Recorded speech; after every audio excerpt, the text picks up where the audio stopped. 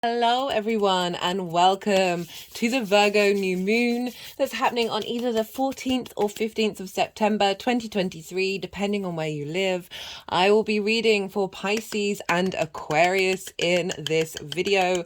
My name is Chloe. I work with card divination, astrology, and I channel energies through my body. It's just one of the ways that I channel. As you can see, my hands are moving around right now. This is independent of my conscious thought, drawing in energies from different dimensions to help us heal, help us clear stuck energy, and open up portals to source to help us get in alignment with our soul's frequency and journey. I like to focus on you in these readings. You are the most consistent thing in your life. If themes around work or romance come up, I will bring them up if they're quite loud. But I really do like to focus on you and how this energy is showing up for you. So like court cards and things, I'll link it into you rather than other people. If you wanted a personal reading where you wanted to talk about a particular topic in more depth, or get a natal chart reading, or a combination of the two, do check out the description box where my email address is. Send me a line. I will get back to you. I love to tailor to the client, and we'll work out something. I operate on a tiered system in terms of payment, so I don't like there to be barrier of entry to people accessing this kind of information. So do go check that out. I work with the whole house system. This means each sign falls in the whole of a house. If you know your time of birth, I very much recommend checking out the first house, the sign that falls in the first house. This is your rising sign, your ascendant, right? This is all the astrology that I'll talk about in each of the readings will be linked into that sign being in the first house. However, this does not invalidate you looking at any other part of your chart. You could look at all of them, right? This moon's going to be affecting all of the aspects in different ways. Yes, there'll be some prominence in relation to the rising sign, but it, as I said, like look to the sign that you're checking out. It falls in your chart. Look to the house that it's in, the themes of that house, apply those themes to the messages that come through, as well as if you've got planets there or astrological points, what they mean, apply that as well. And it's as if that sign has now moved to the first house. I've done a collective reading. I couldn't see the time when I was recording it, and I thought I'd managed to it to be a short one, but it ended up being an hour and 45 minutes, but lots of stuff was coming through. It felt like a real shift of dynamic of the Virgo energy of really raising that vibration, and bringing in a lot of support from the cosmos. Did some oracle cards, tarot cards, and lots of channeled messages that had been coming through in the lead up to doing that video as well. So I do recommend it. Right, I'm going to leave it at that, and I'm going to kickstart with Pisces. Pisces rising. How you doing, Pisces? For those of you who don't have Pisces in the first house, look to the house that Pisces does fall in, the theme of your natal chart, and look to the themes of that house and apply those themes, along with if you've got planets there or astrological points, what they mean, apply all of that to the messages that come through. Take what resonates and leave what doesn't. But in general, regardless of whether Pisces is your rising sign or not, Pisces and Virgo are they're in opposition with one another. So they sit either side of the room, right? Oppositions are ruled by Saturn. This can be a hard aspect, and we can seesaw from one side to the other. With this dynamic, it's all about finding balance and realizing you are the two sides of the same coin. And we've got a new moon here opposite your Pisces energy, so there's a focus on the other side of the coin, right? So we're instigating a new cycle there, but there's a lot going on in Pisces for this new moon. So there has been so much came through in the collective reading that was really more the sort of Piscean energy, and it is about finding balance. So we've got this big new moon opposite your Pisces energy, and there's a sense of a renewal of that which is other than this Pisces energy. So for Pisces rising, oh hello. You have this happening in your 7th house. This is the house of intimate relationships. This can be business partners, one-to-one clients. This can be intimate friends, as well as more intimate, long-term, committed, romantic relationships. I said in the introduction, like in these readings, my priority is to focus on the energy and how that's showing up for you, right? You're the most consistent thing in your life. we have just the Two of Cups is the first card out. So, and it's in the 7th house. I can't ignore that. We'll see where that wants to go. I'm pulling cards for 3 different piles. And so these are all going to be mixed up and then they'll be moved around. But it's just quite interesting that you do have the Two of Cups showing up, which is about balance and respect and honor, right? It's about, I'll talk more about that. I'm getting a bit excited. So the 7th house, Pisces rising, this is opposite your 1st house, and that is the house of you, right? How do you embody your sun or your moon in your actions and your deeds, depending on if you've got a day or a night chart. This is your body, your vitality, your appearance, your character, and often how other people see you, because they see you through your actions and your deeds rather than that internal space, depending on how well they know you. So this is a very personal house. This is your house, and you have this new moon opposite in the house of other, right? So this is where those one-to-one relationships show up. As I said, that can come in any area of your life. I also see it as the one-to-one relationship with spirit as well. So we're tapping into all the possibilities with this new moon. New moons represent new beginnings. We're instigating a new part of the cycle. As I said, I'm pulling cards for 3 different piles. The first pile is for the lead up to this new moon. Now, Pisces, you know you've got Saturn in your 1st house, right? Or wherever Pisces falls in your chart. So there's some big energetic shift that's happened for you, and it's part of a 2.5-year process. So we've just had a full moon in your sign. You know, for those of you who watched that, you know I talked about how that was a big deal because that was the first lunation in the sign of Pisces in 30 years with Saturn. And now we've got the first lunation in Virgo opposite that in 30 years. So there's 3 elements to the lead up to this new moon. There's a closing out of a 30-year cycle. There is everything that you've learned from the full moon in Virgo and Pisces season that you've brought down into your life, that now we're transmuting, we're taking what's working, we're transmuting the energy of what's not, and shifting that into a new dynamic of how do we add on to that cycle, and what new intentions after everything that you've learned you're now building on, as well as drawing in all of the wisdom that came with that Pisces full moon. That was quite a moon, I can't lie. That was the big super moon. I love doing that reading. I had a lot of strange and wonderful and also not so great things happen around that moon, and I'm still integrating it all, but they were all blessings, 100% all blessings. So integrating what the downloads that we got from that full moon, oh, my head's just rolled back, into this new moon. So that's the lead up. That's the first pile. The second pile is what's being seeded, what energy is coming through for you for this new moon. The third pile is how this energy that's being seeded is manifesting, moving forward. So right, oh, hello, 7 of Cups. What do I want to talk about now? Yeah, so this new moon in Virgo. Okay, so new moons are a great time to set new intentions. I mean, I'm of the opinion that setting intentions is great, but we also, this energy is getting seeded anyway, where the clarity of the light of the sun is feeding into our unconscious mind, and the way all the energies are working together are going to be matching your vibrational frequency, and so are going to be instigating these new seeds. So if you're watching this after the event, I've always felt that that's still going to be part of parcel. Like, yes, setting intentions could magnify things, but I'd always say with intentions, try and not fuss over the small details, right? It's more about sort of the bigger picture stuff, and then everything else. Oh, hello, everything. Okay, my whole body's just going all the way back. Okay.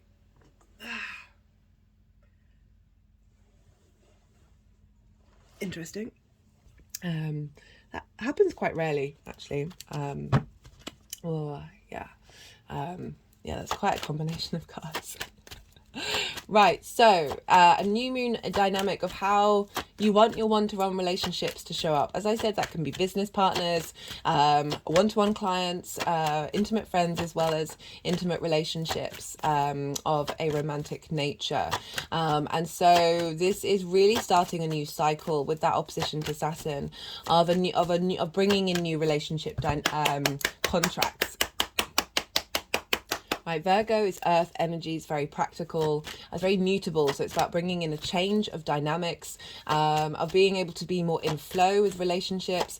Virgo can be very hyper judgmental, hypercritical, both self-critical and critical of others, right? So we're often mirrors of ourselves. I've got a Virgo sun, I've got a lot of Virgo people in my life and people that I've interacted with. It's a wonderful, wonderful sign. They all are, but all signs have their difficulties. And one of the big themes that came up in the collective reading was don't micromanage the universe, okay? And also surrender. There was a lot of Pisces energy coming in, which is not surprising because I'll talk about that more. We've got Saturn and Neptune there making aspects to Mercury and the moon. That there's really saying just have a bit more faith. It's not about not using your analytical brain, but not letting it completely dominate, not letting that linear process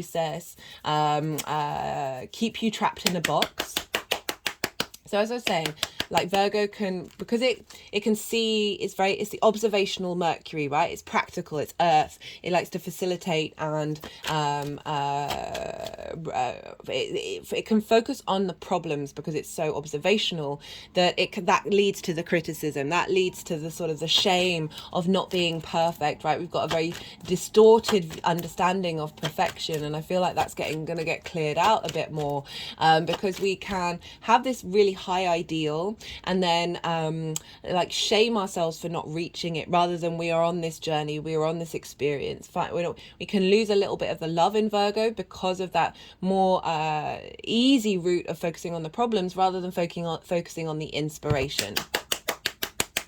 And so with that Virgo energy, it could be that the relationship dynamics, there might have been an exaggeration of criticism, an exaggeration of judgment, that is other sort of needs to be let go of and needs to be released, because that can be a very shadow side of the Virgo energy. And I wasn't expecting that kind of energy to show up in this full moon, but it was also providing a lot of support and navigating, saying, hey, we're moving into a new way of navigating that, and a new dynamic of how do we use our analytical brain. Don't ever shame it, but as I said, not letting it take priority. So setting intentions around this, if these are things that are coming up in your life that have been there, of finding a bit more peace and a bit more just enjoying the present moment rather than having 5 million plans, or moving away from using that moment to see where you can fix things and realize that Virgo energy doesn't have to fix everything, right? It can enjoy its experience without having that pressure of facilitating, which is a fantastic skill to have, but everything in moderation, including moderation. So that's in your 7th house. What else is going on? Well, this moon is very, very closely linked into the Mercury retrograde. Mercury is retrograde at the time of this moon in the sign of Virgo. Mercury rules Virgo. It's in exaltation in Virgo. This means that energies of Mercury are raised on high. For me, Mercury is very much about flow and how do we engage with all the information in our world around us, which isn't just about talking. It's about it's absolutely everything, and being at peace and moving through it. But it's practical, it's earth, so being able to find solutions, right? But let's tap more into the inspiration side of it, to situations that may not have even happened yet, right? Rather than fixating on the problems. One of the things that came up in that reading was in the collective reading was if somebody's done something wrong, or if you've done something wrong, don't criticize yourself on the first bat. Allow time to pass to see if you're growing from that. If there's repeat cycles, yes, that might be the time to step in, but you don't always have to do that first. So we've got Mercury is retrograde, but 16 hours and 44 minutes after the exact new moon. I put the times for the UK in the description box. So if you live in another place in the world, just, there's a little Google, figure out when that is for you. But 16 hours and 44 minutes after this new moon, Mercury's going to go direct. And so we've got this beautiful retrograde stationing. When planets station either retrograde or direct, they are incredibly powerful. So it looks like they've really slowed down and come to a grinding halt. And this magnifies and amplifies the energy. Retrograde planets are very good at finding different solutions finding different solutions to situations that you may have put on repeat, right? So it's gone over old territory, it's find depth and nuance into a situation, and is then able to come up with new ideas. So we've got this really powerful Mercury at the beginning of this new moon. It's about to finish its retrograde phase, and it's opposite Saturn. So the main aspect that Mercury is making is opposite Saturn. Okay, quite a few cards have come out and they've just put them all back. So let's see what's going on with the deck.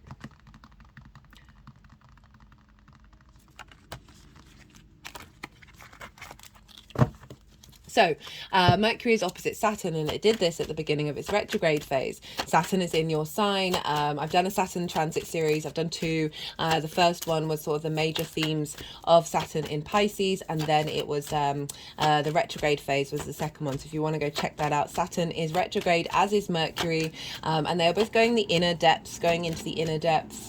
And this is in your first house. Saturn is there giving you stronger foundations in this cycle, so you might not notice it until afterwards, but helping find structure in the boundlessness that is Pisces, bringing structure to the magic, finding integrity and authority.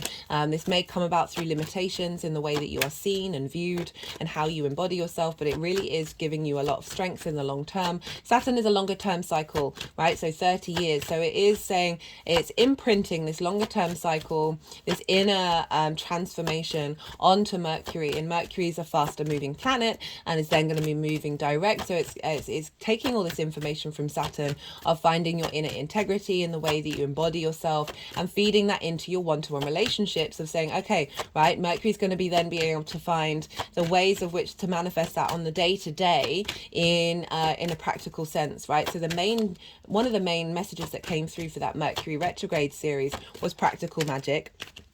Of the magic of Pisces and bringing that into sense of practicality. So you being able to communicate your authority in your one-to-one relationships from a place of strength, not from a place of dominance and rejecting other people's experience, but certainly being a lot more confident in knowing what it is that you need and what it is that you want for the long-term cycles that Mercury's then going to be able to put into action in the way that you observe those one-to-one people in your life and be able to cultivate those relationships. As I said, whether that's clients or friends or romantic relationships. And so that energy is all feeding into the new moon, right? And there's also a lot, what else is going? The moon is also opposite Neptune. So Mercury is opposite Saturn at the beginning degrees of those signs, and the sun and the moon is opposite Neptune at the end degrees. And Neptune is been in your sign for a while. So I think it's since 2008. Or no, 2011. That's Pluto's 2008. Neptune really does for me sum up the connection to source. It's all the frequencies, it's all the dimensions. This is real, this is not real. It can be very overwhelming and overstimulating and sensitive because you're dealing with a lot of downloads that come through with Neptune. Very mystical, very magical, very idealistic, right? Very the unconditional love, and it's capable of bringing different realities into your own. It's also linked into delusion. So this is opposite this new moon, and I've been getting two messages with this one. One, being able to bring the magic into this new reality. Being able to think of different ways of navigating wherever that new moon is, so one-to-one relationships that are serving more unconditional love, serving more the idealistic version, without falling into idealizing situations that are distorted, right? So it's not tapping into that side of it. It's being able to access all the possibilities of the universe and being able to funnel that into the way that your one-to-one relationships show up, that are helping you access your inner magic. It's also delusion, right? So definitely getting the vibe that we are being given the tools that's being imprinted into this new moon for us all collectively, of being, that's so funny because that nearly came up before, of being able to see the distorted matrices that come from a place of fear and lack and scarcity, right? So all that judgment and that self-criticism, that's fear, that's lack, that's scarcity, right? We lean into that space too much when we're in that paradigm.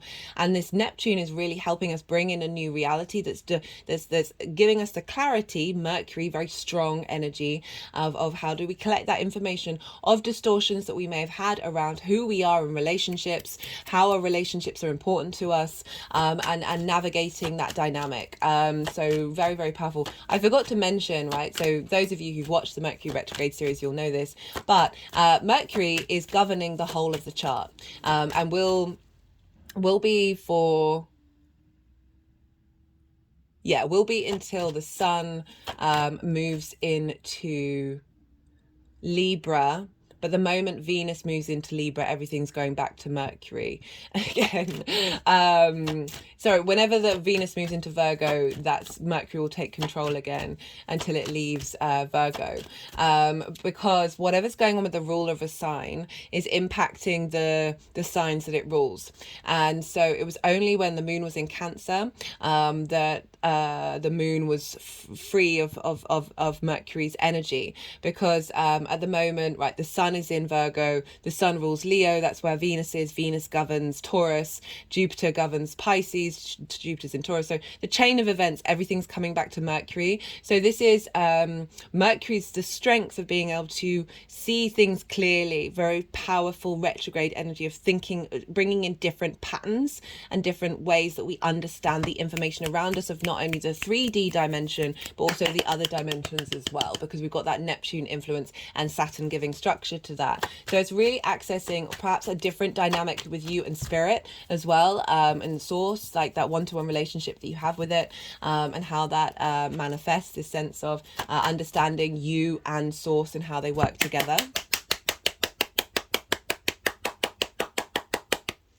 Not only that, but this moon, this new moon, the sun and the moon, this is happening at 21 degrees and 58 minutes of Virgo. Why is that important, I hear you say?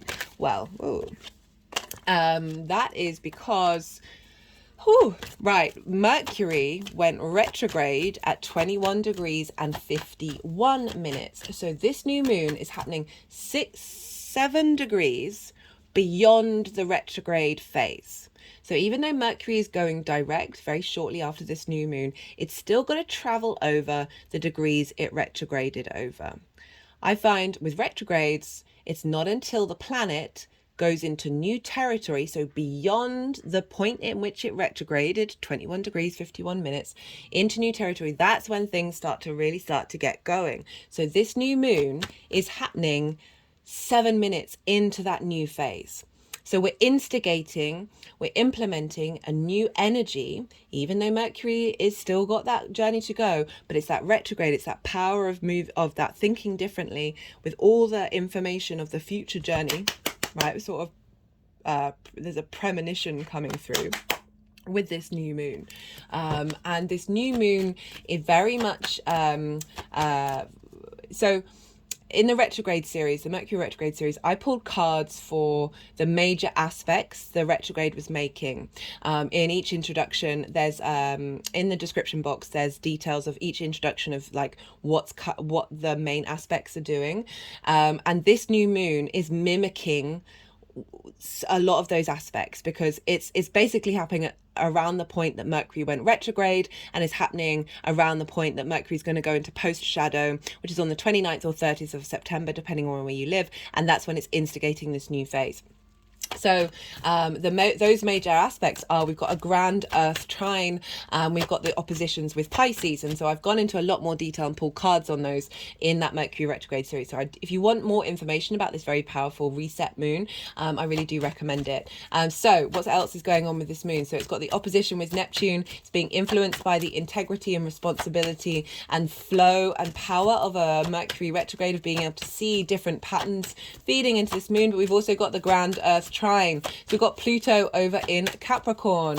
Capricorn for you is in your 11th house of friends, groups and alliances. So this is and also reaping your hopes and your dreams, and reaping the benefits from your 10th house, your life purpose. So Pluto's just gone back in there. It's been there since 2008. I really find this part of the Pluto cycle to help us really navigate that fear with confidence, and transform our relationships relationship with that fear that we've been working through, and bring up treasures as well, like longer lifetime cycles of treasure linked into your hopes and your dreams. The hopes and the dreams card, and how your dynamics with groups are affecting, perhaps I want to focus actually more on the hopes and the dreams side of it, because we did get the star card come up, of that intensity, that magnetism, that transformation of Pluto is feeding into this new moon of getting your one-to-one relationships in alignment with those hopes and the dreams. So Mercury retrograde is also doing that as well, and starting new soul contracts. I loved doing that Mercury retrograde series. It was my favorite. And then so that's trine, that's an aspect of Jupiter.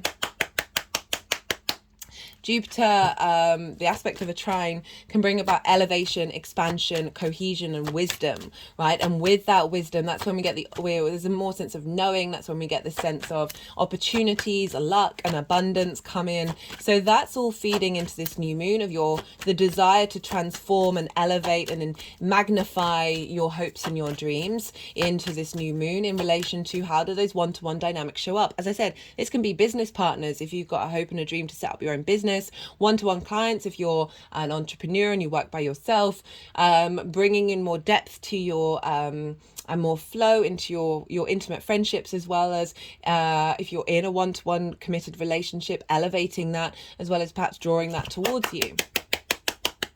We also have Jupiter and Taurus, Jupiter and Uranus over in Taurus, which for you, Pisces, is in your third house of communication, the house of the goddess, bringing meaning into your day-to-day, your local community, the things that you do on a regular basis. And we've got a lot of earth and water here, Pisces, so this is very familiar to you.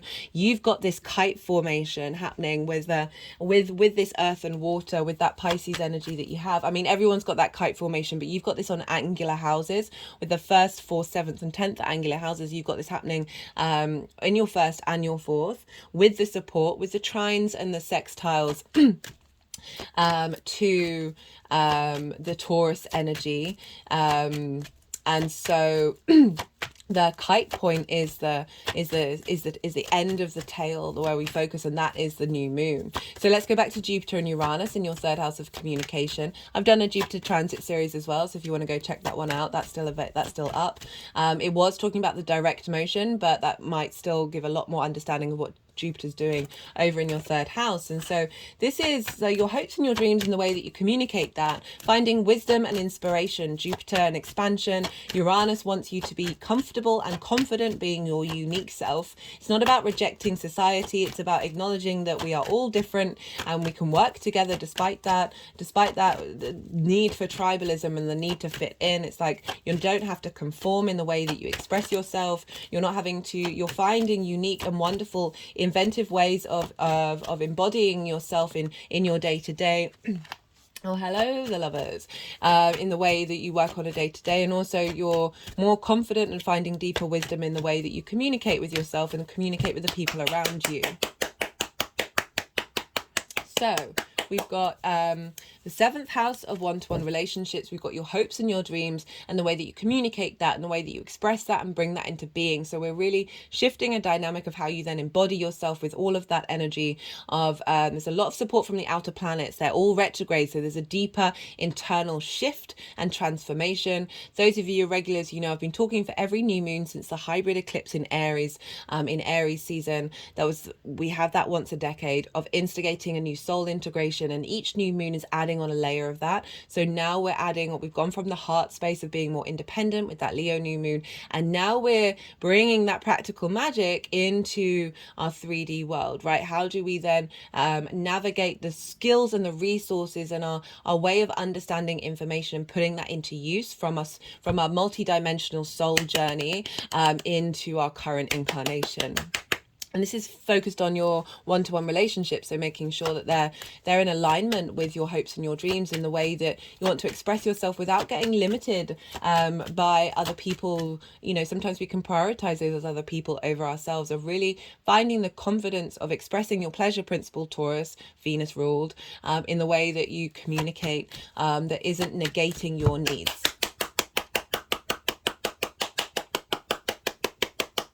We've also got Pallas Athena over in Libra. She's at 0 degrees. She's conjunct this new moon.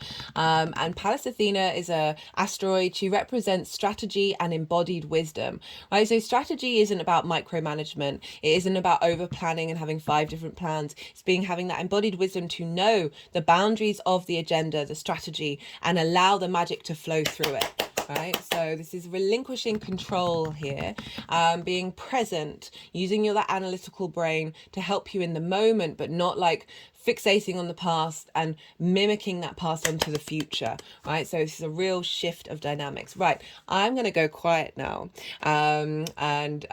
We've had the Yang Day side of the reading, very action orientated, lots of stimulation, very extroverted. Now I'm going to soften my mind and I'm going to go quiet, and I call you to do the same for yourself. And this is the yin night rest side of things. So let all that information settle. Don't get over analytical with it. Yes, we're pattern meaning making machines, but sometimes we can take that to an extreme.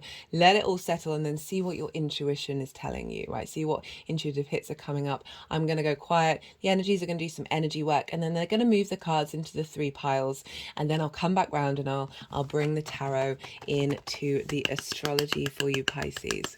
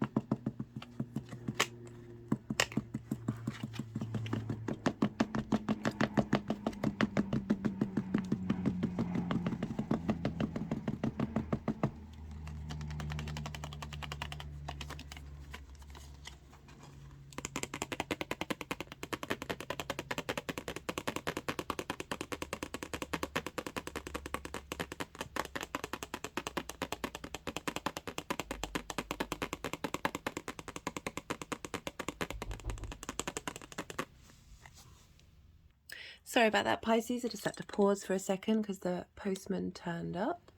Right. So what have we got here?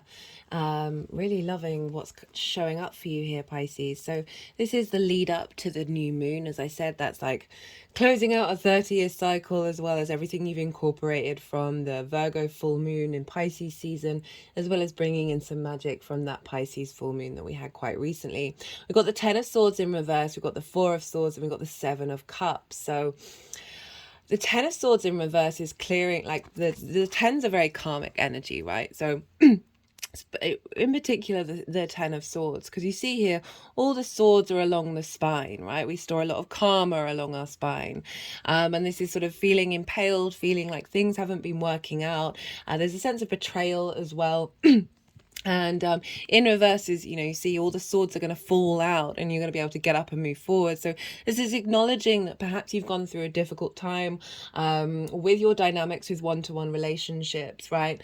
And what's been showing up, there may have been some betrayal in the past, or situations where you felt quite immobilized by those relationship dynamics.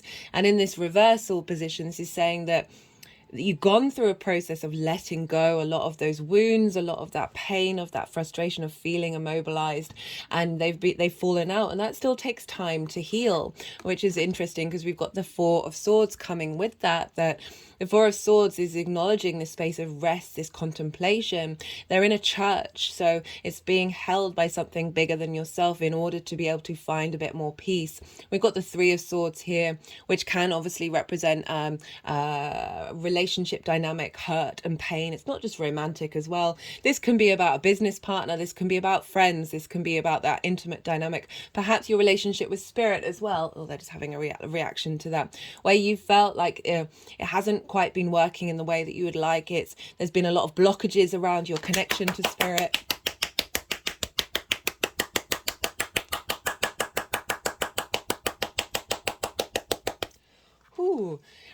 But these have been falling away and you've been navigating that healing process, right? So the Three of Swords above is like they're no longer trapped in the heart. So they have been slowly releasing through this contemplation phase, this rest phase, this sort of going inward journey, especially with that Saturn opposition, right? Saturn in the first house can mean that you're just spending more time understanding yourself, a bit more navigating who you are and what that is in relationship to one-to-one dynamics. We've got the Ace of Swords along the bottom, which is that sign of truth, that power, that deeper understanding of what really matters to you. Those are the core fundamentals. So there's a lot of healing that's been going on. And then what's crowning it, which I love, is the Seven of Cups. And this is fantasy. This is being able to dream again. This is about thinking about different ways of engaging with this dynamic. I also see this very strongly as a channeling card. Like we all channel in our own special ways, right? It's all very unique to us. And this is acknowledging that you're navigating new dynamics in the way that you connect to spirit.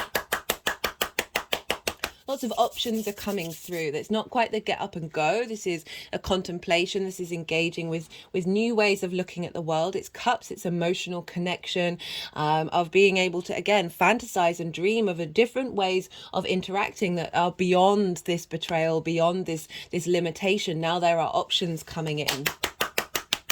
And for not just spirit, but say options coming in sort of, those business partners, there's the one-to-one clients, as well as options in the way, I'm not saying you're in a committed relationship. This is not about new options coming in and seeking those out, but sort of new ways of looking at it. It can also be about dreaming about what that relationship may look like. And the multifaceted layers of that relationship. With relationships aren't just one thing, they are nuanced, and you're at the forefront here of making sure that your dreams, we're dealing with hopes and dreams as well with that Pluto transit, and the way that you're able to communicate those dreams and communicate those desires and that pleasure. Pleasure's not just linked into romantic relationships. That's finding pleasure in your friends, finding pleasure in the way that you are intimate with other people. And then for the moon, that's the energy that's being seeded for this moon. We have the Page of Wands and we've got the Lovers card. So the Page is a very excitable energy, right? They're the first court card. They've just got a hold of in this case, the wand or the fire element. This is passion. This is creativity. creativity, this is inspiration, this is spirit energy coming in and saying something new is being instigated. Messages are coming in, downloads are coming in with this new moon of operating from a place of passion when it comes to your relationships and feeling giddy about it, right? So pages, they're very useful. So there's bringing in a fresh new dynamic in the way that you understand the messages that you receive in those one-to-one relationships, as I said, with spirit, but also with other people, being able to look at information in a different way that's coming from a more creative, passionate, driven, I said creative already. What's the other word that I wanted to say? There's fertility with the Page of Wands, right? There are leaves growing out of this one that's saying there's new growth coming in with the Lovers, right? So I'm going to focus more on you in this situation, and I'll talk about relationships. So the Lovers is about being able to make the right decisions when you come to crossroads. We've got the masculine, feminine, the spirit with the mountain representing a higher perspective. This is an integration of all these aspects of yourself that when you are engaging in one-to-one relationships, you are able to make decisions that serve you, right? Saturn is over in your sign, helping you get a sense of strength of integrity and responsibility for yourself, like really having a little more authority with who you are and being able to express that in one-to-one relationships. And as I said, yeah, with, not only just with spirit, but we think about the romantic relationship. This is the Lovers card. So finding more union, finding more integration of all those different aspects, not only in yourself, but the people that are drawn towards you, an elevation of any relationship that you are in, that there is this in the higher perspective coming in with the mountain. So this is what's being seeded at the time. And then we have moving forward, we've got the Star card, we've got the Magician and the Two of Cups, of how this energy is manifesting moving forward. The Star card is about hopes and dreams. We talked about that with Pluto, but the Star, she is authentically herself. She is unclothed. She is not masked, right? This is deep emotional healing. She is tending to that nourishment of the emotional body from a galactic energy. We've got the 8-pointed star. This is one of the aspects of Venus. This is every 8 years she makes a retrograde point. The 5-pointed star are those 5 retrograde points that she makes. This is about enjoying your 3D experience. This is the after the storm, after the Tower card comes the star, acknowledging your own star dynamic, in acknowledging your own wonder of who you are in these relationships, and not sacrificing your emotional and physical health, right? That 10 of Swords is very debilitating. Not sacrificing that moving forward in your relationship dynamics, as well as bringing in relationships that are very nurturing and very healing and are amplifying the star potential in all of you, with the Magician and the Two of Cups. So the Magician is Mercury's card, and this is in the sign of Virgo, which is ruled by Mercury. The Magician is in its flow with its environment. It's able to understand which resources to use in order to manifest and bring magic into the world. So it's very sort of more action orientated. It's got all of the elements of the tarot. It's got an infinity symbol, and this is representing balance, right? So it's not prioritizing one thing over the other. It's knowing, as I said, which things to use, how to be, how to move through the world, that is bringing manifestation into your life, that is facilitating this individual nature of who you are, and not denying that in your relationships on a one-to-one level with spirit. They're really keen on the spirit side of things, just to let you know. They keep moving around every time I mention it, and that's facilitating, as I said, business partners, one-to-one clients, as well as those friends in your life, and the romantic relationships of really being able to bring into manifestation a higher form of love and union, right? This was the first card that came out, and it's the last tarot card that wants to be read, right? This is, again, it's mirroring the Lovers card, right? Making the decisions in order to get to this space. and this is the masculine, feminine spirit. But if you see here, we've got the caduceus, and this is the two serpents entwined with the rod of spirit in the middle. This is linked into kundalini energy. The caduceus is the tool of Mercury, and this is used for pharmacies and doctors. It represents a universal sign for healing. But that kundalini energy, when you are in flow, when you are your spirit energy is rising through you, you bring towards you relationship dynamics that are equal, that are balanced, that are based on honor and respect and dignity. There's also deep love and a sharing and an offering.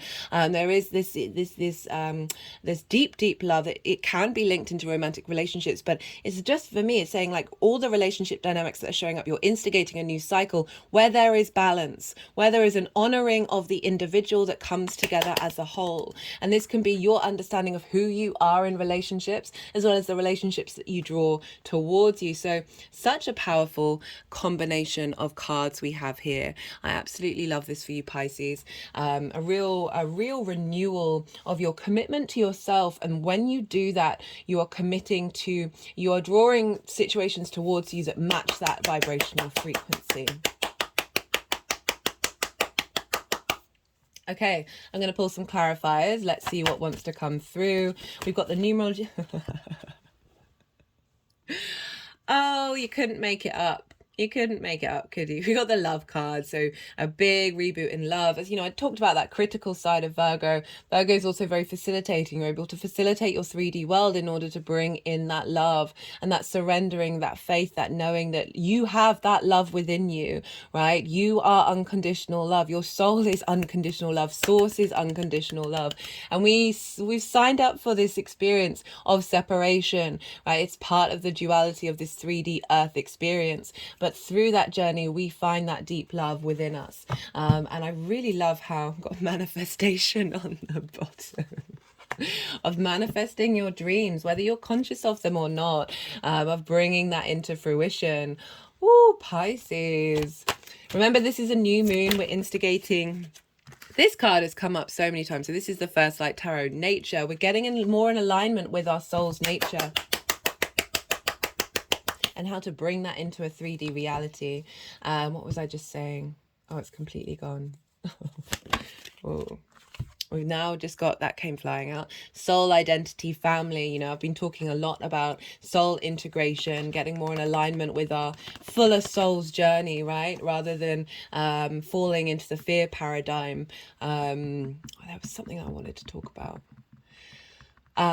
Anyway, it may come back. That this is a deeper integration of your soul's frequency that is going to draw towards you people that are your soul family, relationship dynamics at your soul family. That can be business partners, clients, one-to-one clients, the friends, all of that stuff, or the people that you have in your life matching that frequency that you're drawing in.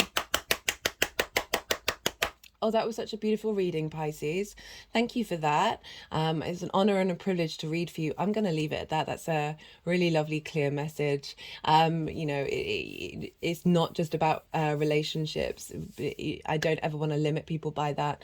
But it's definitely an alignment with yourself and the way that you express yourself through your hopes and your dreams. They're coming to manifestation of whatever that 7th house looks for you.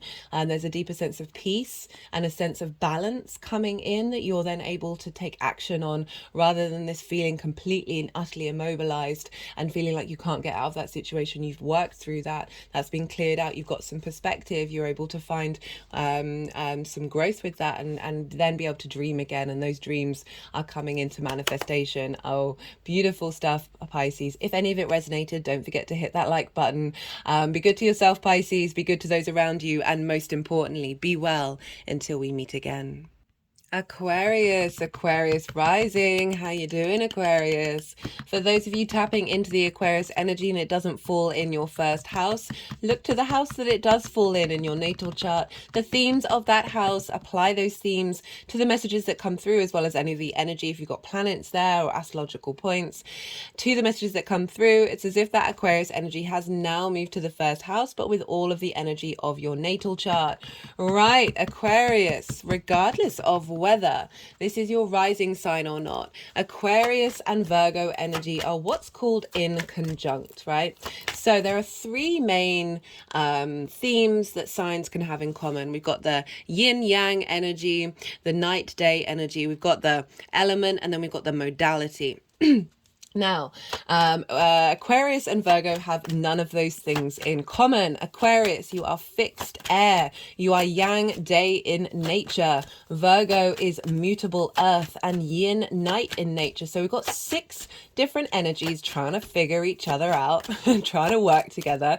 This can be a little bit, there can be some hard work with an in conjunct, right? So there can be some crossed wires, some miscommunication, some frustration, but it is very it's very that was the justice card. They put it back. We'll see if it wants to come out again.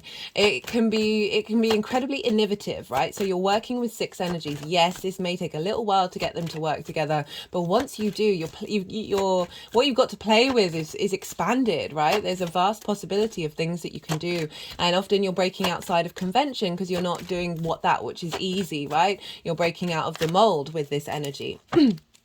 But as I said, it can, there's a little bit of a frustration there. So I just want to let you know, I think in conjuncts are amazing. They can take a little while to get used to, but once you sort of are aware of, oh, we're looking at things from these 2 energies, and the houses that they're in are looking at things from very different perspectives. But it's about taking that time of acknowledging, okay, there's always something you can work with, something you can build on. And then the power of that. It's like imagining, you see someone who has this skill and this talent that you're like, that isn't even slightly in my wheelhouse. You can either lean into sort of comparison is the thief of joy and sort of shame yourself that you can't do it, or you can be in total admiration for the wonder that is something different than you. The more you step into that energy, and then it gets reversed back of that energy, looking back at the other side and being like, wow, we're really able to work from very different places and be able to bring magic together. So that's the in conjunct. For Aquarius rising, this is happening in your 8th house. The 8th house is the house of the outside world's resources. This can be linked into sort of big money, right? Mortgages, loans, taxes, all of that stuff, as well as inheritance, 3D inheritance and cosmic inheritance as well. The energies just did a little shift then. And they kind of always do that with these new moons in the 8th house of acknowledging you're getting some downloads from source, right? It's a very magical house, the 8th house. A very famous channeler called Edgar Casey had a lot of placements in the 8th house, and he did a lot of channeling with lots of different things. And so it's a very, very powerful house. It's also about the give and take between you and the outside world. It's that exchange. So this can be time, money, things, ideas, intimacy, right? So this is often how the relationship dynamics of the 7th house show up, right? That give and take, as well as with the outside world. Essentially, it's like how reciprocity works for you.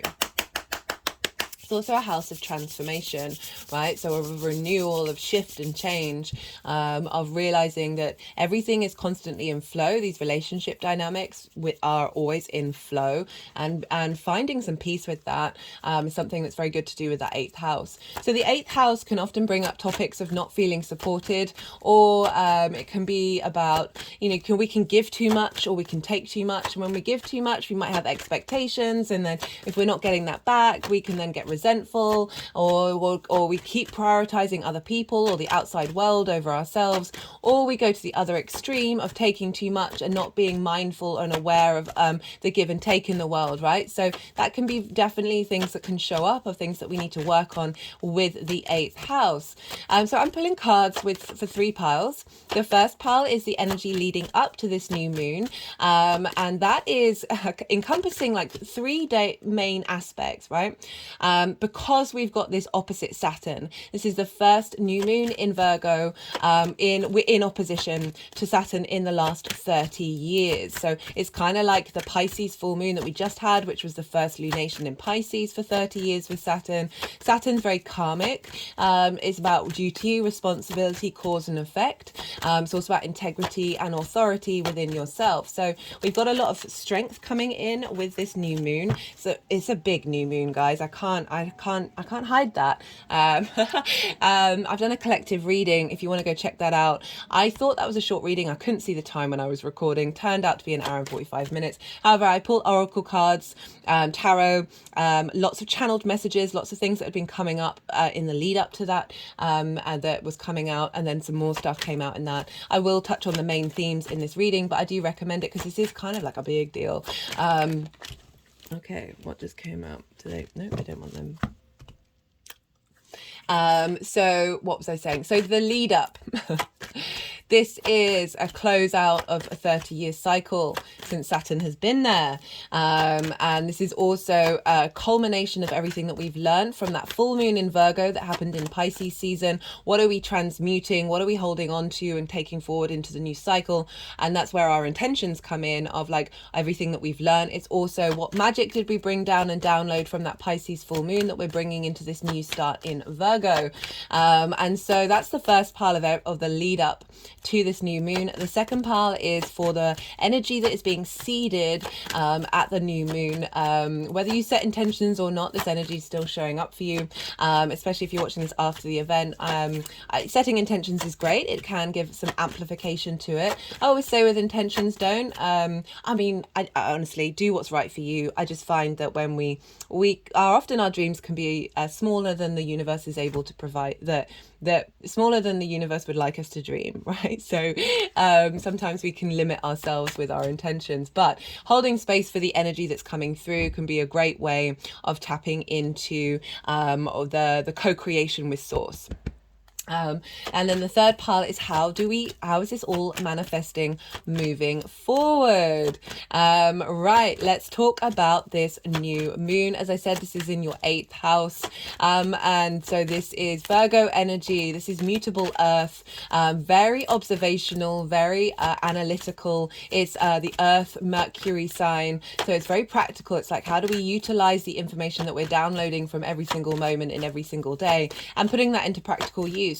Virgo can focus on the problems too much. So I'm gonna talk about some of the difficulties with Virgo because this all came up in the collective reading, and it's really highlighting that we are shifting a lot of the exaggerations. Each sign can lead to one extreme or the other. It's about finding balance and appreciating the skills that we do have without letting them domineer everything else. So Virgo can focus on the problems of things rather than the inspirational side of it, and when we're focusing on problems, that can then get repeated in our world around us. Like, we are mirrors, we are projection. The reality around us is a projection of our internal space, and if we're focusing on the things that need to be fixed rather than allowing space for the wonder that is the journey and is the experience, we can get very stuck in just finding problem after problem after problem after problem. Virgo can be hyper judgmental, hyper critical, both to itself and the world around it, and hyper analytical. And sometimes that analytical phase of like, yes, it's a very high observational, very practical, wonderful sign that is very helpful and very facilitating, and can get stuff done, right? But sometimes that can go too far into the linear, too far into the analytical, because we're using those observations from the past in order to map out the present. And this moon is really calling us to not prioritize that fully, to allow other ways of putting information to use into practice.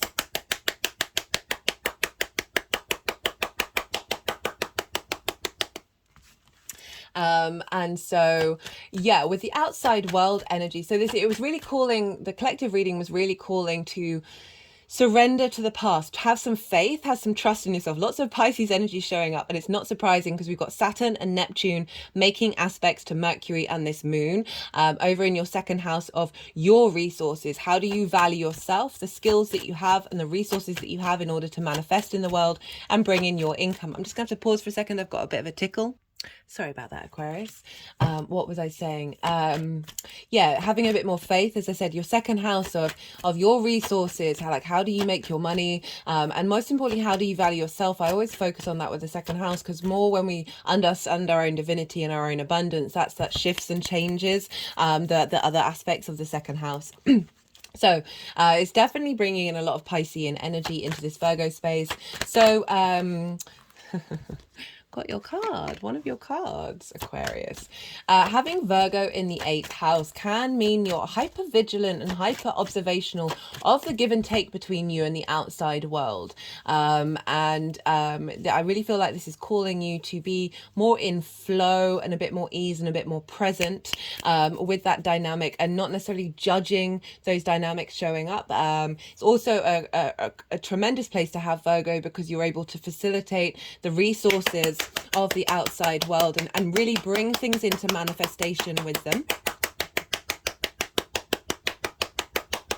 Like, I don't want to focus too much on the negative, but I'm just highlighting this because the universe was kind of saying we're shifting this, where we're bringing Virgo into that sort of earth energy, that earth mother, earth goddess energy of really being able to nourish and nurture not only yourself, but how do you give and receive, right? Really having a deep sense of healing come in of anything that may have been blocking your ability to be at peace with those dynamics, whatever's happening, but making sure that you are not only nourishing yourself, but nourishing the world around you in a way that is healthy for you, rather than falling into like shame and criticism, because Virgo can often strive to be perfect, and our understanding of perfection is quite distorted.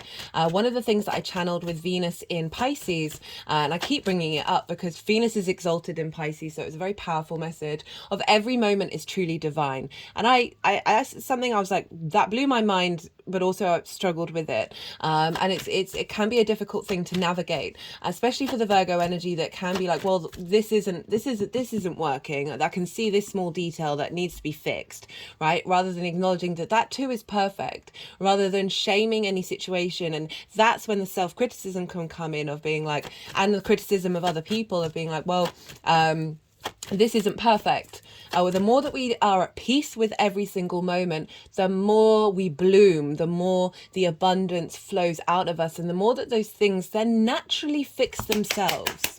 Right, Virgo can control things, and the more that Virgo sort of allows that observation without necessarily feeling the obligation to go and fix it or judge it, the more it taps into that power, the more the universe is going to match that frequency and then shift and change those things without Virgo having to like run itself ragged. I hadn't quite vocalized that in that way before, so I must remember that happens when you channel, right? So I say so many things and I'm like, oh, that's quite good, and then I forget it all completely. Right, so what am I saying now? Right, so let's talk about the astrology. So why is this moon so cool? Okay, so this is a new moon in Virgo. Virgo is ruled by Mercury, and where is Mercury?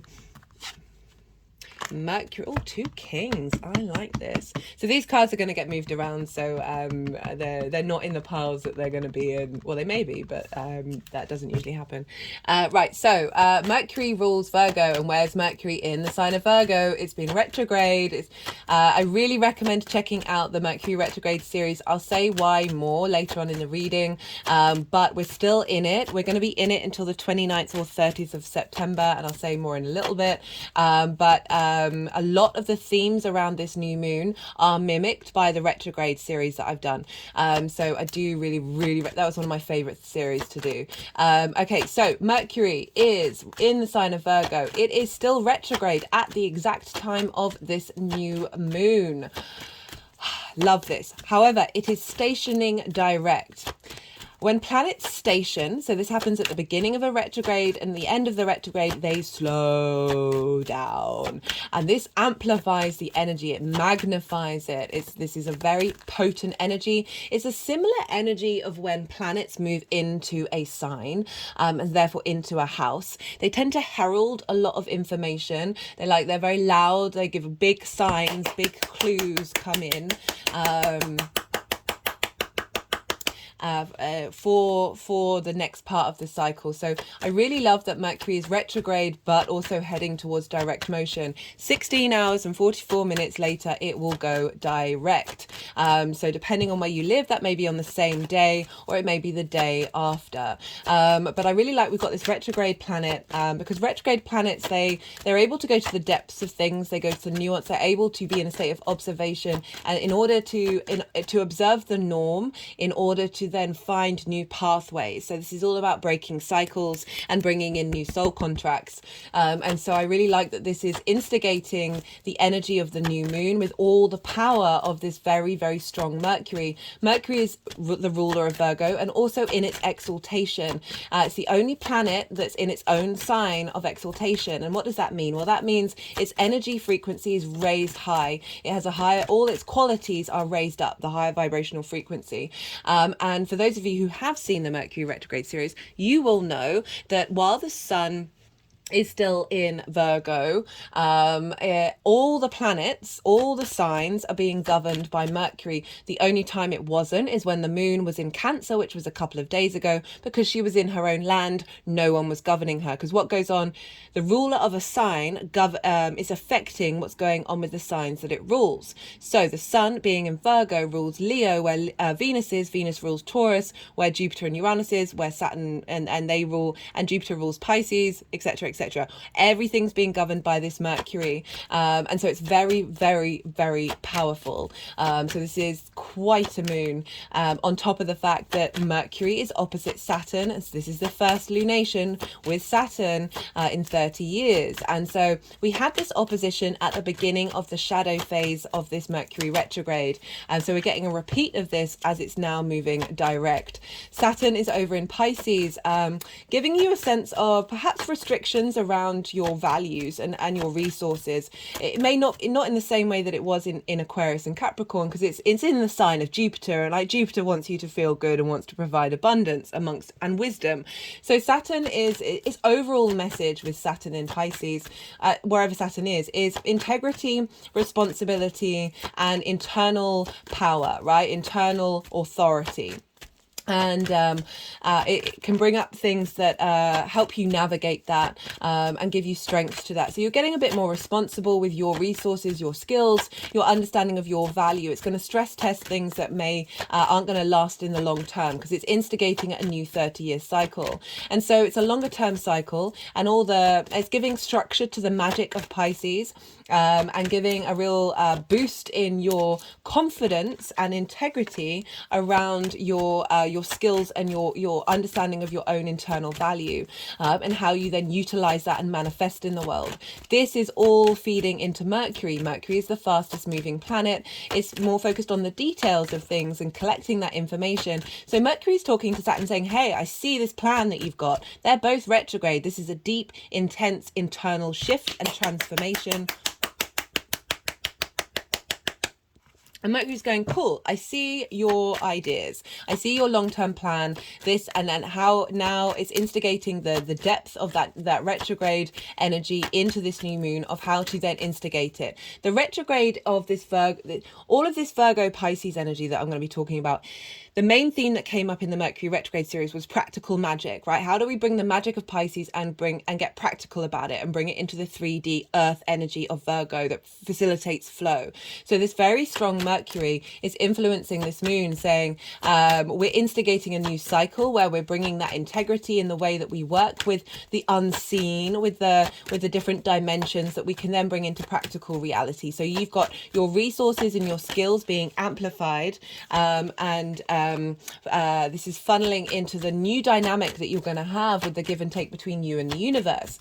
As a lot of imprints coming in from the relationship that you have with Source, of how that relationship dynamic is starting a new journey, and in the way that you're able to facilitate the expression of that magic, as well as Mercury finding new and different ways of interpreting the information that we see around us, not just from this dimension. And the reason why I say this is because this new moon is opposite Neptune, which I love. And Neptune is very much, so that's also in Pisces, so we've got a lot of Pisces energy influencing this new moon.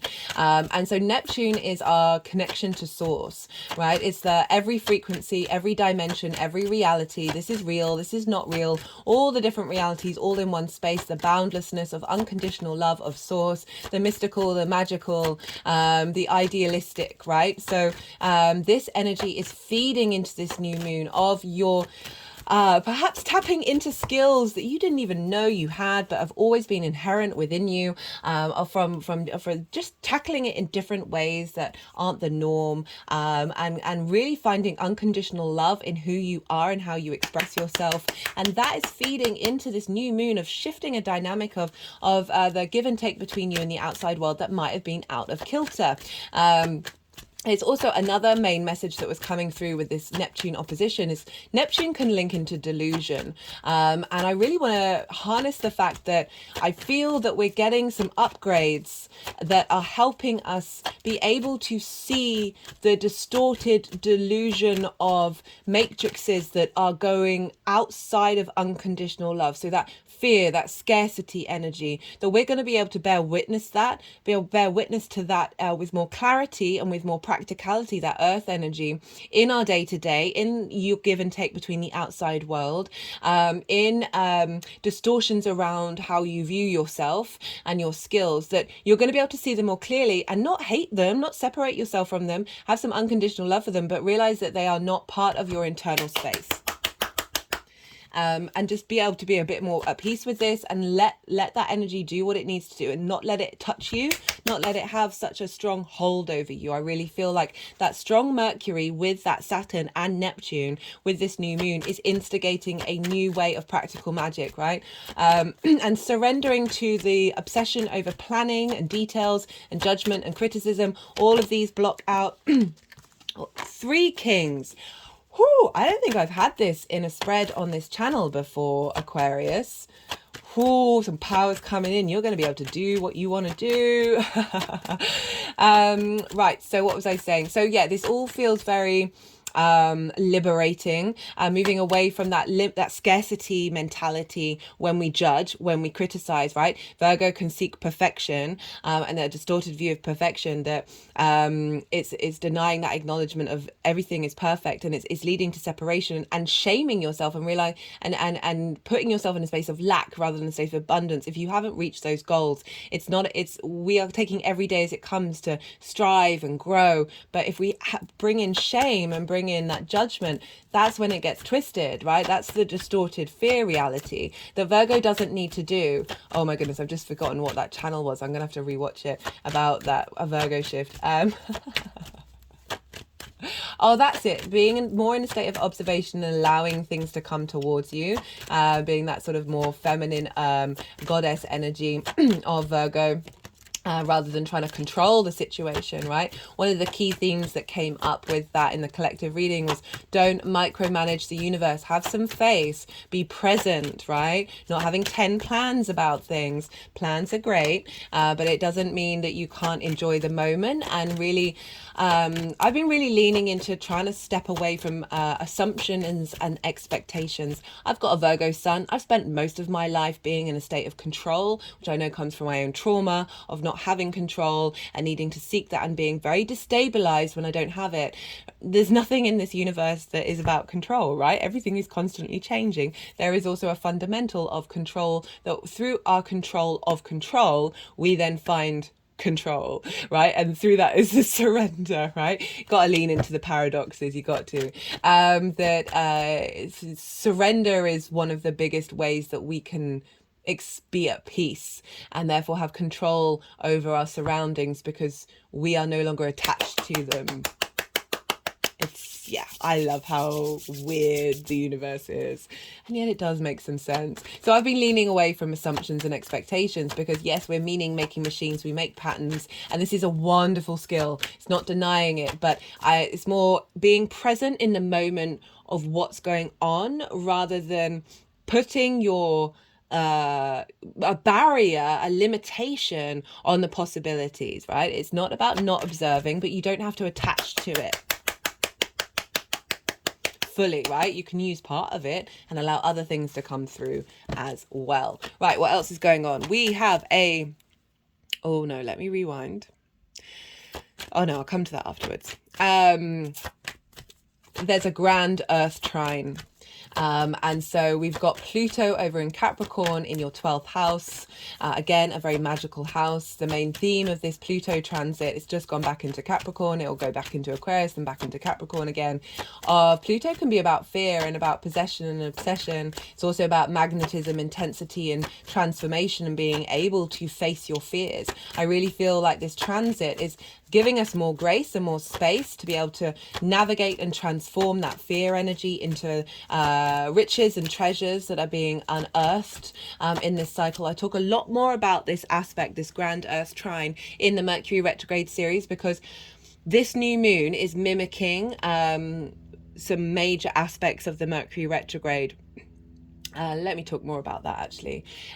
So this new moon is happening at 21 degrees and 58 minutes of Virgo. Why is that important? Well,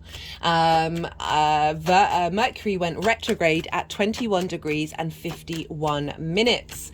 And so I always say with retrograde planets, it's not until they move into new territory that's outside of the retrograde that's when things start to instigate. So this new moon is outside of that retrograde degree, right? Even though Mercury's about to station direct, it's still going to go back over those degrees. So we're still going to go over that old territory. It's not until it moves past that. But we've got this new moon there.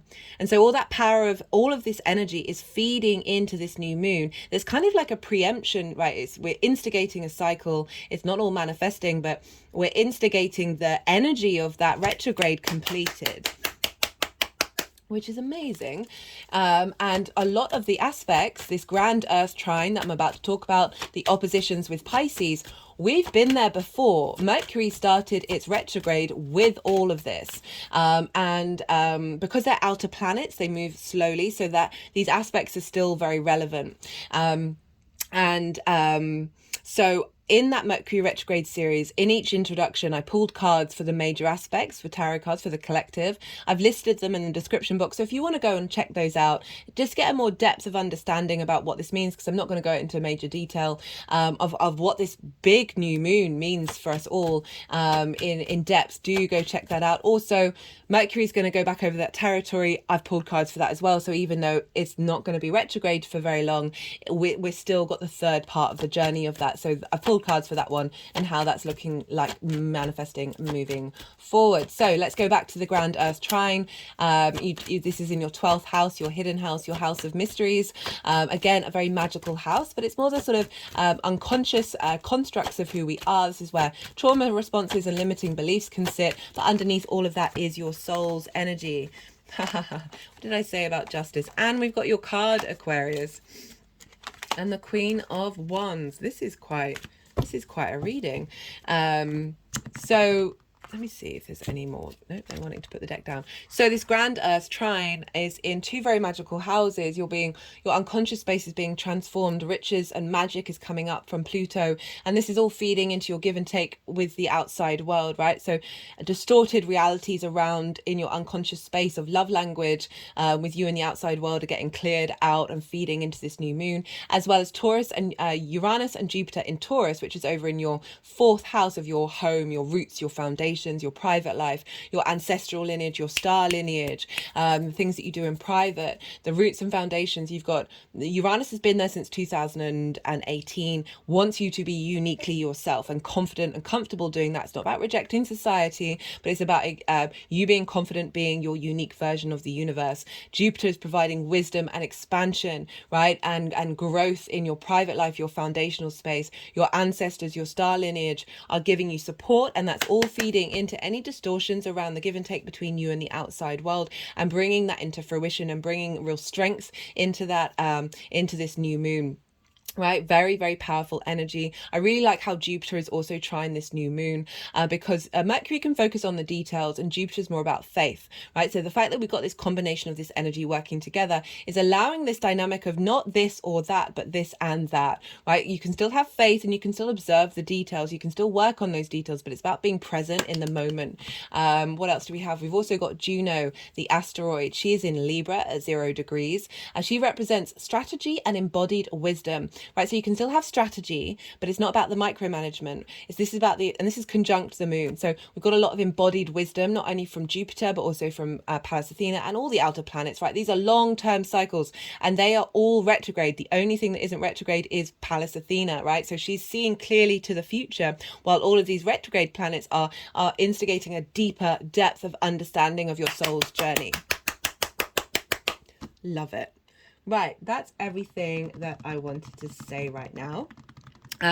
You've just had the Yang Day action side of the reading. I'm going to go, so it's the stimulation, the extrovert, the information, the go, go, go, go, go. Aquarius, you are Yang Day in nature. So there's a lot of earth and water going on here. So that might just feel a little bit, it all depends on your chart, right? If you're heavily air and fire, this might just feel a little bit heavy. Though I do feel with Jupiter having been in Taurus for a while, we've got a bit more comfortable with that weight, right? Air and fire aren't bound by gravity. Water and earth are, so there's a slowness to it, so that can be a bit frustrating if you've got a heavy dominant air or fire chart. However, regardless, Aquarius rising, that is part of your nature, so that might make all of this earth and water just a bit a bit much. Maybe I just bear that in mind, that you may be a little slower around this new moon, but you know, it's a wonderful thing. And as I said, that Jupiter transit, I really do feel like we're acclimatizing more to that.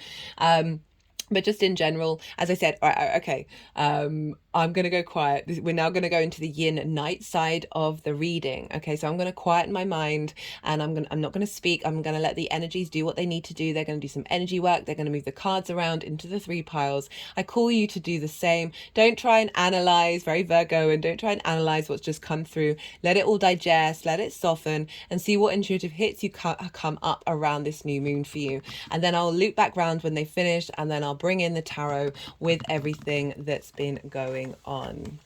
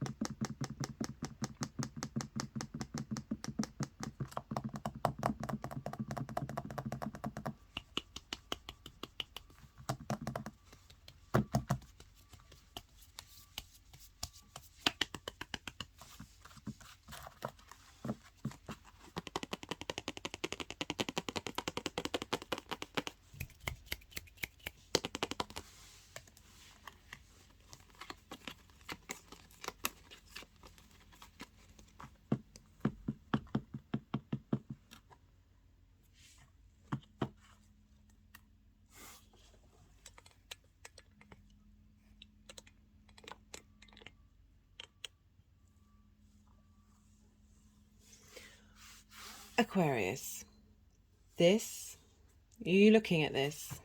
This has never happened for me. This is wild. The sovereignty that's coming through is just, whoo. I mean, I'm not surprised, whether it's Aquarius rising or not, that Aquarius energy has had Saturn move through its sign, and the transformation of that difficult journey, but the sovereignty of that, quite something, specifically for Aquarius rising in your first house. I'm just going to pause for a second, actually, Aquarius. I do apologize. Okay, Aquarius, what's going on with you? Look, King of Wands, King of Swords, King of Cups. Wild.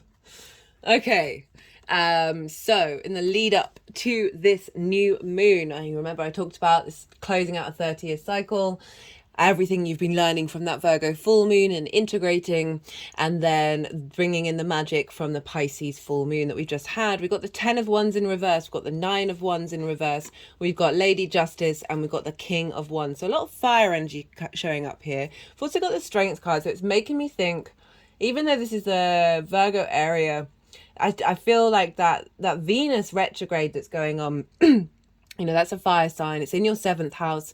The 8th house is like that give and take between you and relationships. It's how that 7th house shows up in that give and take. That there's not only have you gone through that Saturn transit in Aquarius over and a whole 30-year cycle that's been helping you understand your own authority and what you're prepared to put up with, but also that Venus transit in your 7th house of how, again, like very independent energy, Venus in when she's retrograde, of like reassessing how you look at those how you want those dynamics to show up. And then that now we're sort of getting this new reboot of how that exchange happens, right? How do we then put that into practice? Right, so 10 of Wands in reverse, 9 of Wands in reverse. 10 of Wands, very karmic energy, a sense of burden, a sense of responsibility that Virgo energy wants to facilitate, wants to fix. So it could be you've been the fixer for not only yourself, but everyone else around you. It's meant that you can't, you're hunched over, right? This is about work as well. And work's not a bad thing, but it is when you're hunched over, when you've got back problems, you can't even see the sky, that there isn't a cloud. It's a beautiful day, you can't see it. This is not how we want to go. This is not how we want to work, right? It's in reverse. So this is saying this is a completion. You've been working on releasing your commitment to these burdens, your sense of responsibility, your sense of duty, and realizing that you don't have to take it all on. You don't have to be the one doing all the work, doing all the heavy lifting in relationship dynamics. And it's with the 9 of Wands in reverse. So really great, showing that these haven't necessarily been big issues for you in the recent past, but you have been navigating this dynamic in the recent past. I would say that these are more the long-term cycle things, but since that full moon in Virgo, you've been working on releasing this. And the 9 of Wands, so this is exhausted. You feel like you've got to defend yourself. You're not supported. You're burnt out. You're constantly feeling like, because of this energy, like so overloaded, that you're just, there's a trepidation around engaging with other people. They're just by themselves. That you're like, oh no, what's going to happen if I get involved with anybody? If I take on any more responsibility, I'm going to be one doing all the heavy lifting. I'm going to be the one like defending or protecting whatever enterprise you're doing. This also can feel that the outside world has been attacking you and not necessarily giving you any support. But you're still yourself. You're still you're still very determined. This is very determined energy, but it doesn't work in the long run. And so these are in reverse. So as I said, you've been working through these, of releasing them. We've got Lady Justice, right? So this is about things coming into balance. You have been in a state of observation of what's been going on, and you've drawn a line in the sand. You've made a judgment of being like, this isn't going to serve me in the long term. This isn't what I need. There's a sense of the truth coming through, and you being able to rebalance rebalance that in a way that isn't, you know, is there's a sense of equity, there's a sense of making the right decisions for yourself in how this dynamic is showing up and how you engage with the outside world. There also can have been situations that have turned up, that have appeared into your life, that are helping rebalance this as well. So I feel it's both you making those steps to navigate that, and when we do that inner work, which is why I always like to focus on the inner work and on you in these videos, is that then the world, then the universe matches that.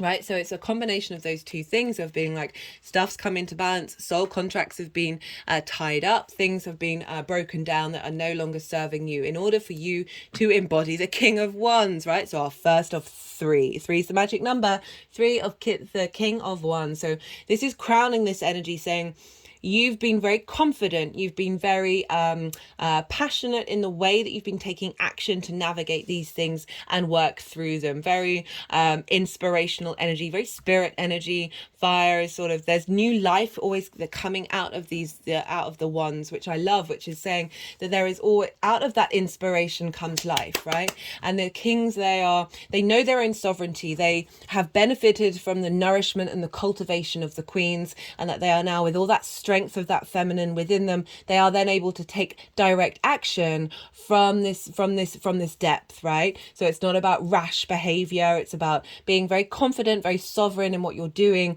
and how you operate now in this one-to-one dynamic, in this dynamic with the outside world. So if we're bringing in the relationship with spirit as well, so like spirits come in and realign some things in order to get you to know your own power.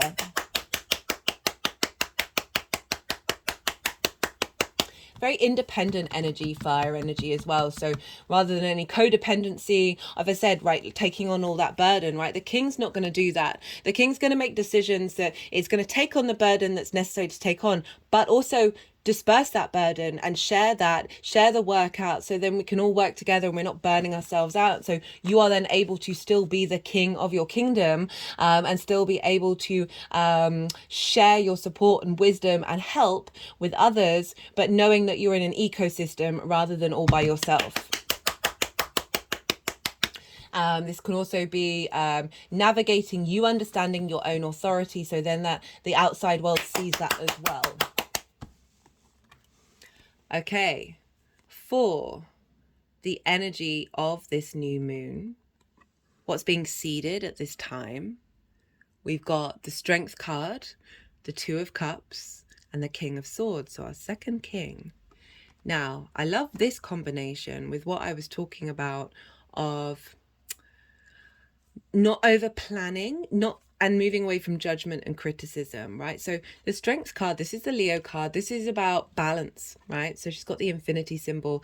The infinity symbol acknowledges that there's an ebb and flow with everything, that there is the utilization of all that is around you in order to be in a constant state of flow and a constant state of abundance.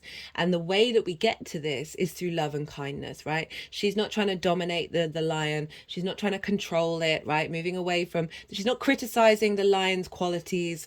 They are both acknowledging the difference, right? So our animal, instinctive, passionate, emotional side with our cognitive, higher spirit mind. And they're bringing them into balance with the mountain in the background represented a highest perspective. So saying everything that you've worked on, you're now bringing more harmony, right? You're now bringing more courage, and with that courage we show our vulnerability. So acknowledging your own inner space of when you need help. Perhaps you haven't asked for help very often, and this is bringing that into rebalance, you know, taking on all those duties and responsibilities. This is saying no, you've done a lot of the work, and now the universe is instigating a new way of looking at it, a new way of engaging in it, where you're acknowledging that you need other facilities, other people, other engagement in order to bring about a sense of balance. This card is also known as lust, right, in the Thoth deck, and that's lust for life. We can't have a lust for life or that engagement with the outside world without being in harmony with ourselves, without being in balance with ourselves. So I really love that this is showing up. This is also where Venus is as well. So this is acknowledging whatever work you've been doing on your one-to-one relationships, of what it is that you need from them. This is now going to start to show up. that can be business partners, clients, one-to-one clients, friends, and romantic relationships. So we always get a sort of from one house to the other, we get sort of a feeding into it, particularly because of all that fire in this Leo card. It is making me think about that Venus retrograde of you feeling more confident in who you are. It's not about being rude, it's not about being brash, but certainly knowing your own power, knowing your own strength. But it's not burnout. This is not about burnout. This is about harmony and finding the joy in life, finding the joy in the resources around you rather than seeing it as an attack or feeling overburdened. And this is coming with the Two of Cups, right? So this is the integration of the masculine, feminine, and the spirit through union and respect and honor, right? They are looking each other equally in the eye. This is moving away from imbalance. So we've got bringing balance in here and bringing in deep, intense soul strength to hold on to that balance. With the Two of Cups, which is all about unity, all about balance. There's also a caduceus here, which is the sign of Mercury, a tool of Mercury. It's used for doctors and pharmacies. It's a universal sign of healing. It's also the Kundalini energy. And Kundalini energy is about balance, right? It's about relationship dynamics being in flow and being in harmony with one another, and that relationship within you being in flow and being in harmony. And when we are in that flow, rather than seeking something or clawing onto something that we don't have, or over prioritizing everything other than yourself, these are in imbalances when we're living in a distortion of our own abundance, right? We aren't in flow with our own essence, and then that's when this keeps building up and building up and building up. But I really love we've got this combination of finding unity and harmony with the outside world, right? With the King of Swords. So this is one of your cards. This is the King of Swords against Second King. So we're instigating the truth of something, right? Again, King, very independent, very confident, very, it's going to speak its mind. And know more the truth of something. So this isn't about the superfluous stuff. This isn't about being harmful in what you say and what you do. This is knowing that you are acting from a place of internal truth, right? Those foundational universal truths, rather than say there's the smaller details. Like the King's not bothered about those things. It knows the fundamentals and how to work with those fundamentals and then allow that to blossom into the world.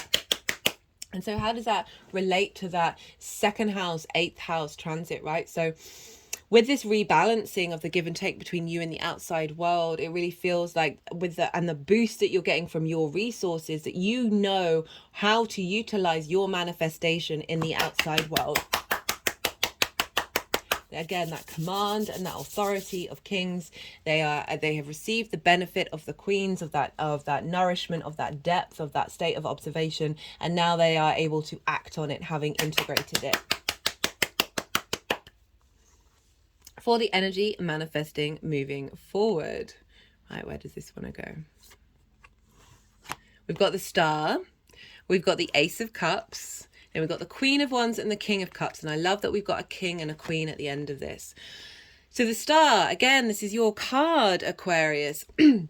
This is about knowing your worth, right? This is, she is unclothed. She is stripped herself of masks. She is very comfortable being herself, and she is nourishing both her pool of water and also the surrounding area. So if you think about that imbalance of the Ten of Wands, where so overloaded, you cannot see the surroundings, cannot enjoy the moment, the Star card is sort of saying there are other ways that you can navigate this, that is bringing galactic and earth energy together. These are new hopes and dreams coming in, but I'm really getting this is you acknowledging your star manifestation and the power that you have in any relationship dynamic.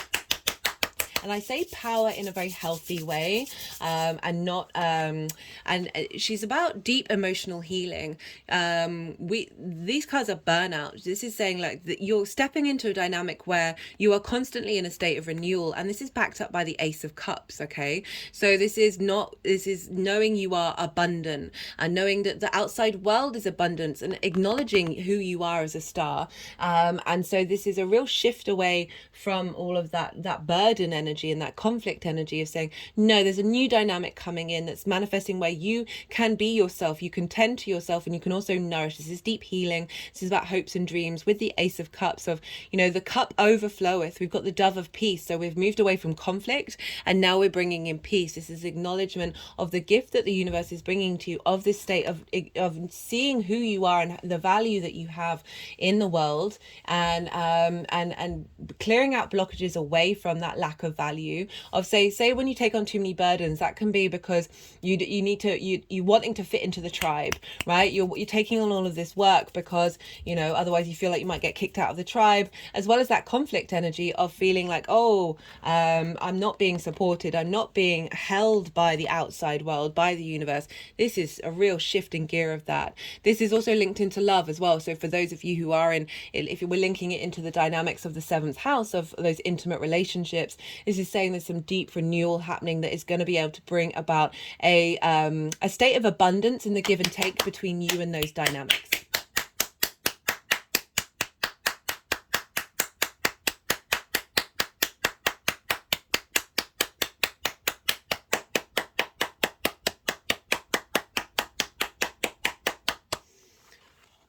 And then finally, we've got the Queen of Wands and the King of Cups. So you've got the King and Queen of Wands, lots of fire energy, which is really why I've been thinking about this Venus retrograde. She's direct now, but it's a big transit which you're instigating a new cycle, and that was in a 7th house, so that's a angular house. It's very pivotal.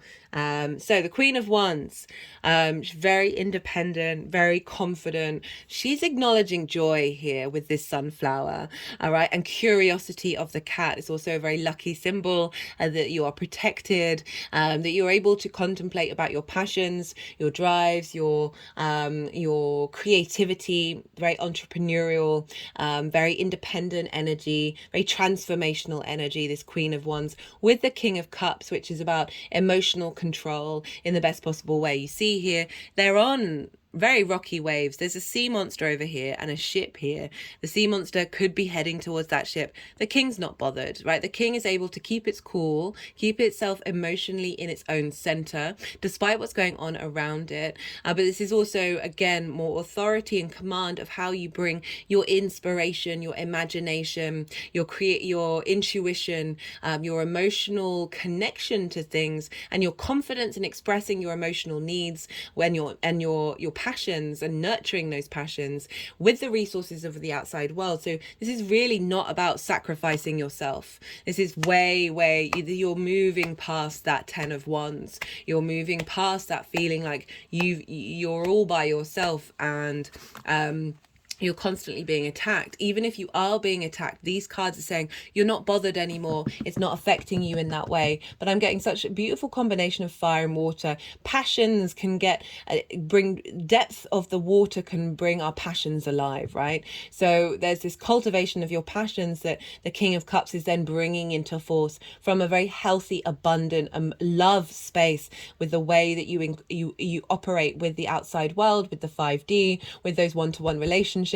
And that is really bringing in strength of character, that you're able to, as I say, be more at peace with what's going on between you and the outside world, those resources, that you're able to then utilize them and bring them in to be able to manifest such big manifestation energy when it comes to you. And again, with that release from the 12th house of old karma, and bringing in strength, right? That power of who you are, with the roots and foundations of Jupiter and Uranus. This is such confident energy coming in of how you interact with the other, right? The outside world.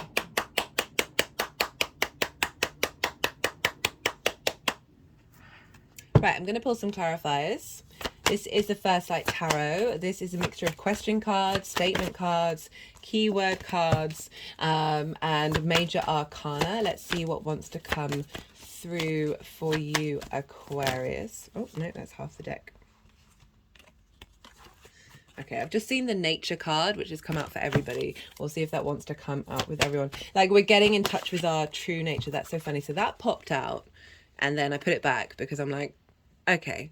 But it wanted to come out again. Okay, it's really wanting to embody all this king energy for you and transmit it. Oh, big energy release there. Of really being in your own sovereignty, and being in command and knowing what it is that you need to do in this next cycle that isn't self-sacrificing. It's not about not helping other people, but it's not about depleting yourself. You've got that Ace of Cups as well, remember. And the nourishment of the star. You are being given a reboot that you've already been working on, right? That's already been there. Like you've preempted this. There is we've got harmony, joy, bridges. Yeah, a deeper sense with that, with this is sovereignty. This is when we are in harmony with ourselves, harmony with spirit, right? With source, that connection that you have with source and the give and take between sources. You're bridging that dynamic, and you're able to see the truth of it, move away from any distortions, and tap into that joy. You've got that strength. We've got the Ace of Cups, right? Of really being able to find, and the King of Cups, find emotional connection, find that joy in that dynamic with you in the outside world. Rather than the burden, right? So we've got another 10 here, very different 10 to that 10 of Wands. Okay, well, got change. You've instigated change. You've moved out of a dynamic. This is, fives bring about action, right? Can be conflict, but what I'm getting is just a shift that is opening up new portals for you to be able to be in harmony with yourself, in harmony with the world around you, and manifest stuff into your life. You've got 3 kings here. And not live in a space of fear, of lack, of scarcity, right? There's a real sense of you being able to, as I say, bring things into being and make those changes that are right for you, right? And not always right for everybody else. Oh, energetic release of that one. Right, final card. Whoa. Synchronicities. Yeah, so being more in command of yourself, as I said, acknowledging your own divinity, and the more that you do that, the more the outside world will reflect that back to you.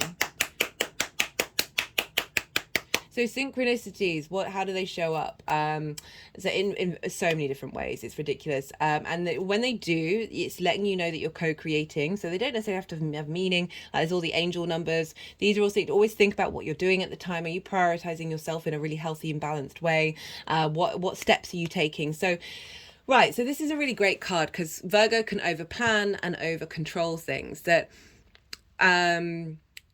it's really about going inward and doing what you're instinctively moved to do, from a place of integrity. Got that Saturn energy there. That when you see synchronicities show up, so sometimes it can be a song comes into your head and then you hear it on the radio. You have a conversation with one person about something and then somebody messages you something along the similar lines, right?